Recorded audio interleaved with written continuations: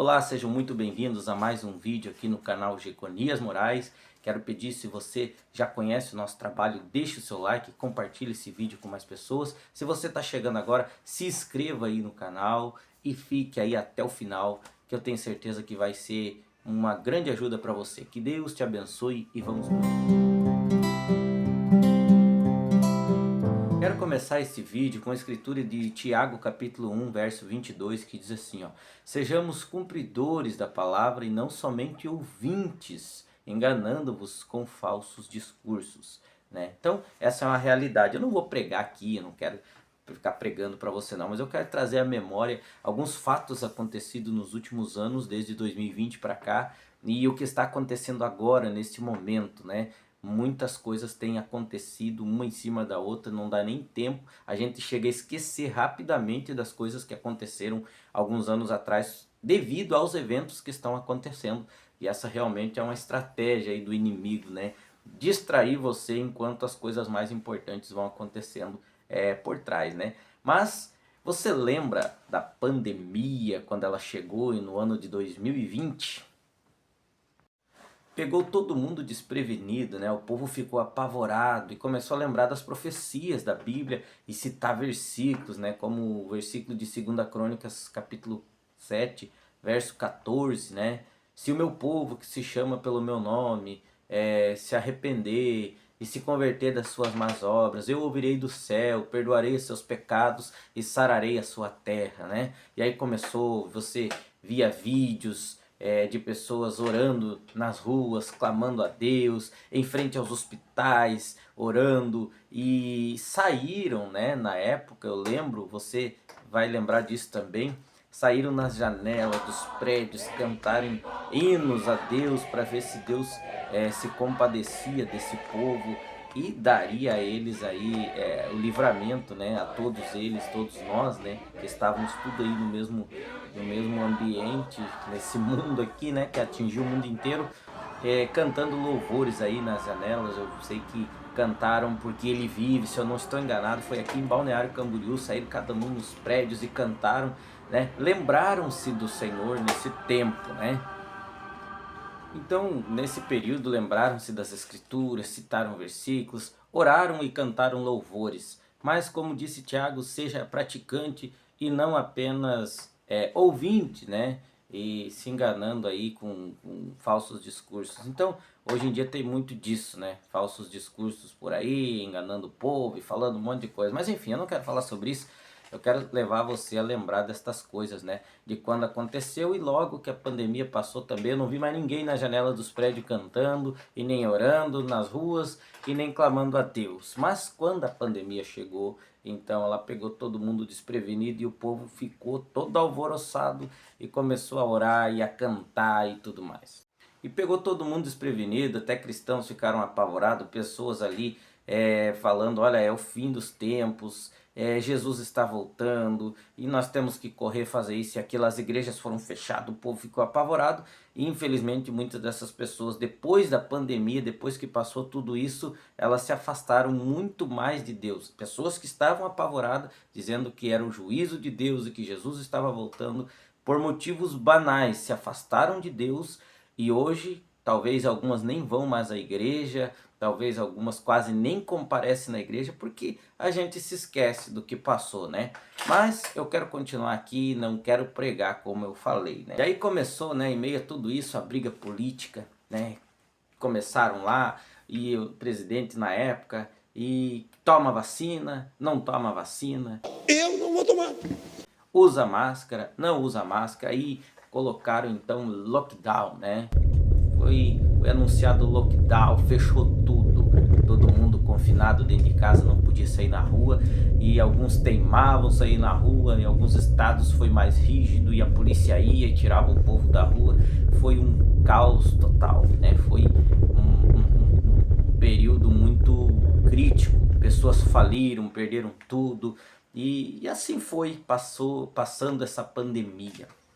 E as notícias apavorando o povo, jornais mostrando as mortes, multidões de pessoas morrendo, covas abertas aos montes com máquinas, patrolas lá, né, escavadeiras abrindo covas e enterrando as pessoas todas juntas ali, né?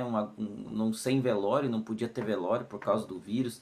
Enfim, muitas famílias atingidas e por causa disso, pela morte e pelos problemas que causou. Sem falar no desespero pela falta de oxigênio nos hospitais. Lutamos contra um inimigo invisível, onde a ciência e a medicina não pôde fazer muita coisa. Eles ficaram de mão atadas, próprios médicos e enfermeiros começaram a ser afetados e ter que ficar em isolamento, e alguns já nem queriam trabalhar mais por causa que podia ser infectado e morrer trabalhando. Lutamos contra o inimigo invisível, sem muita ajuda humana, mas com a ajuda divina. Se você está assistindo esse vídeo, você é um sobrevivente, eu também sou um sobrevivente.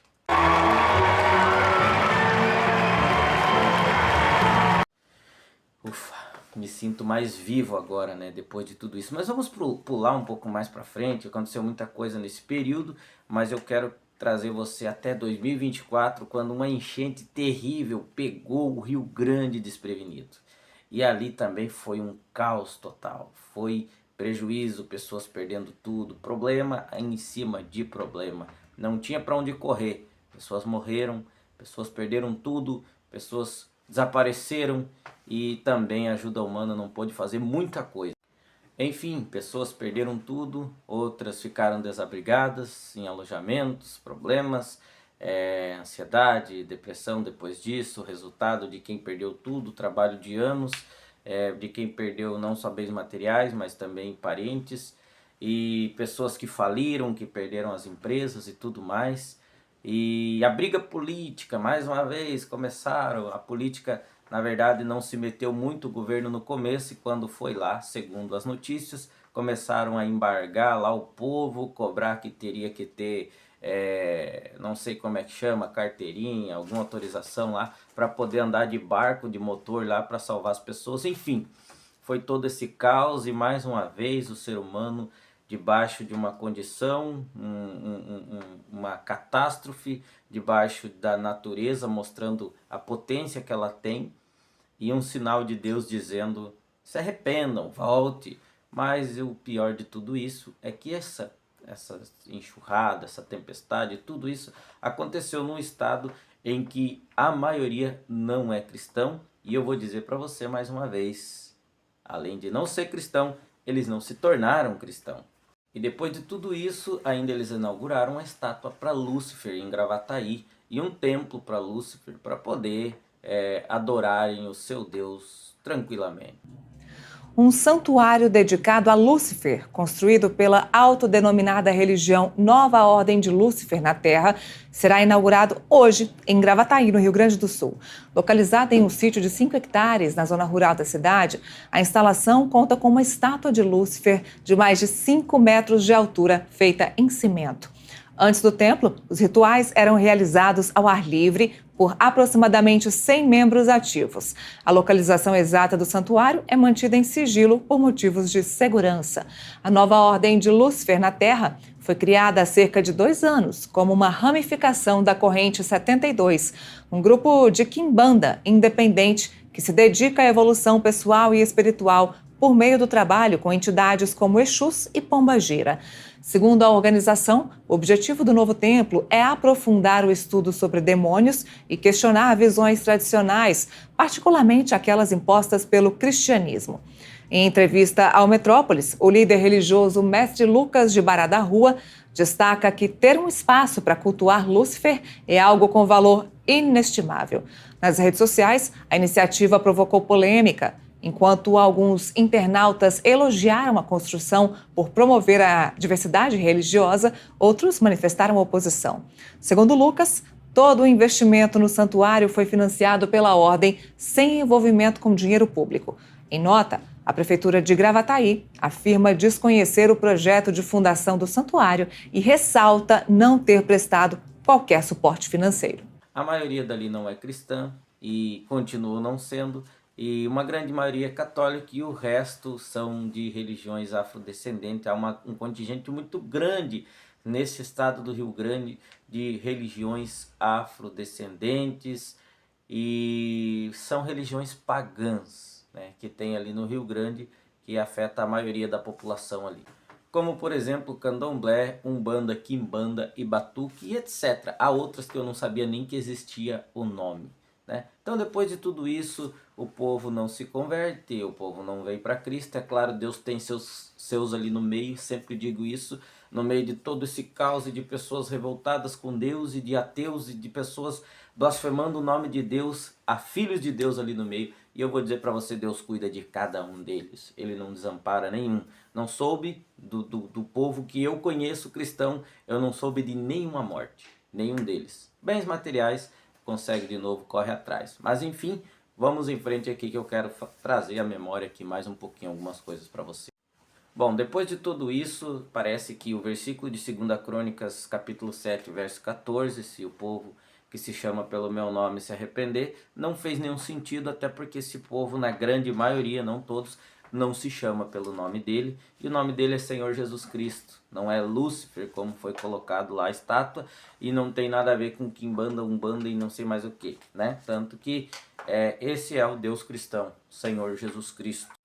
Mas damos um pouquinho mais um salto à frente e o tempo passa e tudo se acalma e o povo esquece e uns são ajudados, outros são deixados para trás, sem ajuda, tentam reclamar nas redes sociais, mas não adiantou, mas tudo bem, Deus cuidou dos seus e eu sei que Ele está cuidando até hoje. Mas enfim, damos um salto, vamos para 2025, começamos o ano então de 2025 com a Cidade dos Anjos agora em chamas, né? A Cidade dos Anjos caídos, né? Só se for, porque como disse aquela apresentadora ali no Globo de Ouro, no dia 5 de janeiro de 2025, que Deus não tinha nenhuma menção de agradecimento lá. As pessoas que receberam seus prêmios agradeceram a pessoas importantes da terra, agradeceram as suas mães, agradeceram a muita gente, mas ninguém mencionou o Criador do universo para agradecer. Não mencionou porque ele não faz nenhum sentido e não tem nada para eles. Então ela disse que não tinha nenhuma menção, que não era nenhuma novidade nessa cidade sem Deus.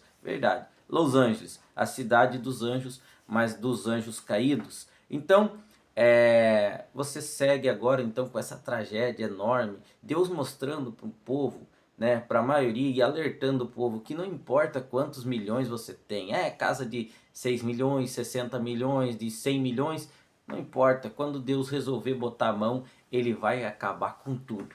Então, Deus está só dando um aviso, volte-se, arrependa-se, os avisos estão vindo, mas parece que o povo não está ouvindo, na grande maioria. O povo cristão, né, ele está atento às profecias, ele está atento ao que está acontecendo, mas as pessoas aí fora, talvez você que está me ouvindo, já está considerando tudo isso normal, como que você está agindo referente a isso. É avisos, Deus está dizendo que o juízo está chegando mais rápido do que nós pensamos, e o que o povo está fazendo com isso? E logo agora já em seguida, apesar do fogo ali, né, continua, creio que estão ainda combatendo o fogo lá em Los Angeles, hoje, nessa data, que é dia 17 de janeiro, tudo isso já aconteceu, e aqui em Balneário Camboriú, e toda a região aqui do Vale do Itajaí sendo afetado por enchente, também sem aviso, sem nada.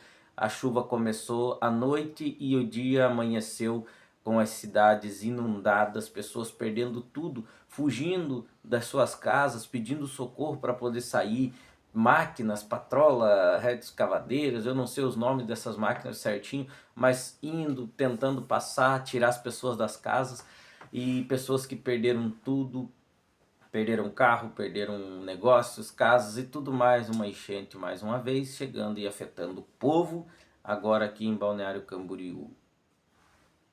Tudo isso para quê?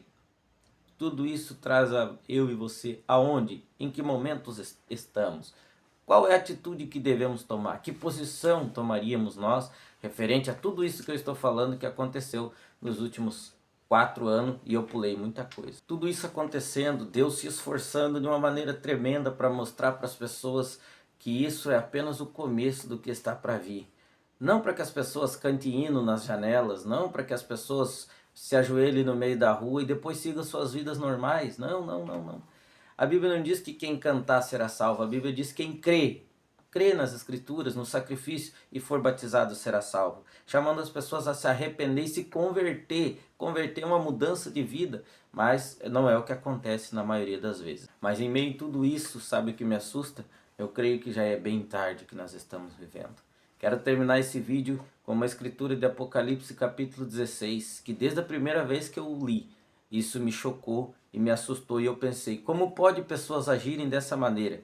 Agora olhando o cenário mundial, olhando o que está acontecendo ao redor de nós, que a água chegou até quase na porta da minha casa aqui, vendo as pessoas que estão perdendo tudo, perdendo casa, sendo queimadas, pessoas que perdem pela água, pela enxurrada e depois ainda num estado mais afetado pela enchente, que bairros sumiram, cidades nunca mais serão as mesmas, eles ainda erguem uma estátua para Lúcifer e fica tudo certo. Então eu vejo que essa escritura ela não está muito longe ou já está se cumprindo no nosso meio. Quero ler com você alguns versículos aqui, deixar você meditar e quero pedir que você compartilhe o que você pensa sobre isso. Se você acha que eu estou errado, você tem direito de falar isso. Se você concorda com isso, compartilhe com mais pessoas. Precisamos acordar para o tempo que estamos vivendo. Eu estou aqui com a minha Bíblia aqui, aberta em Apocalipse, capítulo 16, e eu quero que você veja, só ouça isso aqui e medite sobre isso. Quando as pragas estão sendo derramadas sobre a terra e o juízo de Deus está sobre o povo. No verso 8 diz assim, ó, e o quarto anjo derramou a sua taça sobre o sol, e foi-lhe permitido que abrasasse os homens com o fogo. Isso foi o que Deus permitiu. E os homens foram abrasados com grandes calores, e blasfemaram o nome de Deus que tem poder sobre estas pragas, e não se arrependeram para dar-lhe glória. Olha que é o ser humano. Em vez de eles olhar e dizer não precisamos nos arrepender, eles ainda blasfemaram. Não é o que acontece hoje? E o quinto anjo derramou a sua taça sobre o trono da besta, e o seu reino se fez tenebroso, e os homens mordiam a língua de dor. Isso é o que está para vir, não é o que está acontecendo. Não estou dizendo para você que isso aqui que está acontecendo agora, mas já é o início.